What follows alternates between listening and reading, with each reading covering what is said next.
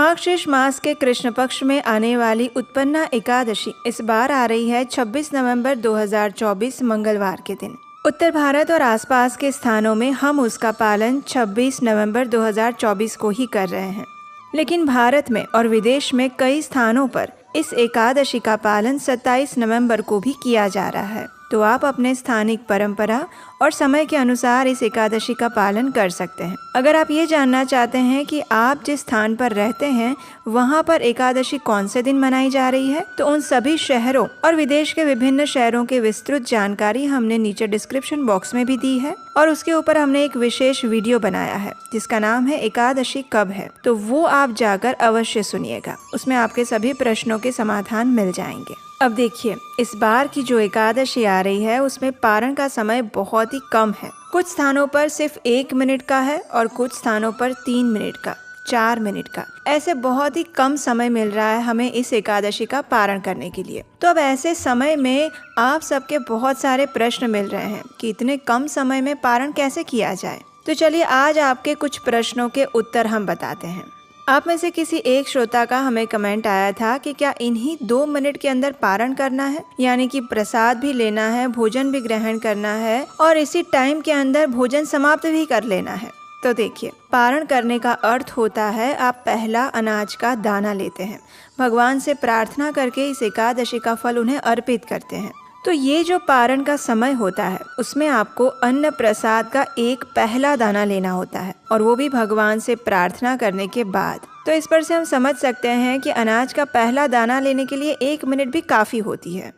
तो ऐसा ज़रूरी नहीं है कि आप 1 ही मिनट के अंदर या 3 मिनट के अंदर अपना संपूर्ण भोजन पूरा कर ले। आप पहला दाना अनाज का जब लेते हैं तो आपका पारण हो जाता है और उसके बाद आप आराम से अपना बाकी का भोजन समाप्त कर सकते हैं। दूसरा प्रश्न आया था कि क्या बिना नहाए एकादशी व्रत का पारण किया जा सकता है, तो इसका उत्तर है बिल्कुल नहीं। हम जानते हैं कि अभी सर्दी का समय शुरू हो चुका है, सुबह में ठंड बढ़ रही है, लेकिन यही समय होता है जब हम भगवान के ध्यान को अपनी ओर आकृष्ट कर सकते हैं हमारे द्वारा किए गए कुछ विशेष प्रयासों के द्वारा। और साल में कई बार ही ऐसा अवसर आता है जब हमें इस दुविधा का सामना करना पड़ता है कि जिसमें कम पारण समय है और सर्दी का भी समय है। तो आदर्श स्थिति ये होती है कि आप प्रातः काल में जो हम विधि बताते हैं उन संपूर्ण विधि का पालन करके स्नान इत्यादि से स्वच्छ होने के बाद ही पारण करें। बिना नहाए पारण नहीं करना चाहिए। जब भगवान हमारा ऐसा प्रयास देखते हैं और देखते हैं कि हम उनके लिए तपस्या कर रहे हैं, तब वे हमसे ज़्यादा प्रसन्न होते हैं और इतना तो हम उनके लिए कर ही सकते हैं। तीसरा प्रश्न हमें मिला था कि पारण क्या खाकर करना चाहिए। तो देखिए, हम ये अपने पारण के वीडियो में बार बार बताते हैं कि अगर आप निर्जल एकादशी व्रत कर रहे हैं तो आप भगवान के चरणामृत के साथ या जल के साथ पारण कर सकते हैं। अगर आप फल फूल एकादशी प्रसाद के साथ एकादशी व्रत कर रहे हैं तो आपको अन्न प्रसाद के साथ ही एकादशी व्रत का पारण करना चाहिए। और इस अन्न प्रसाद में क्या आता है, तो इसमें भगवान को भोग लगाया हुआ कोई भी अन्न प्रसाद आप ले सकते हैं। आपके घर में प्रातः काल में जो भी चीज़ बनती है वो सात्विक होनी चाहिए, जिसमें लहसुन, प्याज या और कोई भी तामसिक चीज़ का प्रयोग ना किया गया हो। ऐसे कोई भी सादा और सात्विक भोजन बनाकर आप भगवान को अर्पित कर सकते हैं और उसी के साथ अपना पारण कर सकते हैं। अगर प्रातः काल में इतना सब कुछ नहीं भी बना सकते तो आप चावल का एक दाना भगवान को अर्पित करने के बाद उसके साथ भी पारण कर सकते हैं।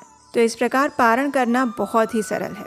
एक और हमें प्रश्न मिला था कि पारण का समय कम है तो ऐसे में हम दान भी कैसे दें, ब्राह्मण को भोजन भी कैसे करवाएं और स्वयं भी कैसे पारण करें। तो देखिए, प्रातःकाल ब्रह्म मुहूर्त में उठना, मंगला आरती करना, तुलसी महारानी की सेवा करना, भगवान के लिए भोग बनाना, ब्राह्मण को प्रसाद देना, उनको दान दक्षिणा देना, ये सारे कार्य आप पारण समय से पहले कर लीजिए। और जब पारण का समय आता है तो उस समय आप भगवान को प्रार्थना करके हाथ में गंगा जल लेकर इस एकादशी का फल भगवान को अर्पित करके अन्न प्रसाद का एक दाना ले लीजिए और आपका पारण पूर्ण हो जाएगा।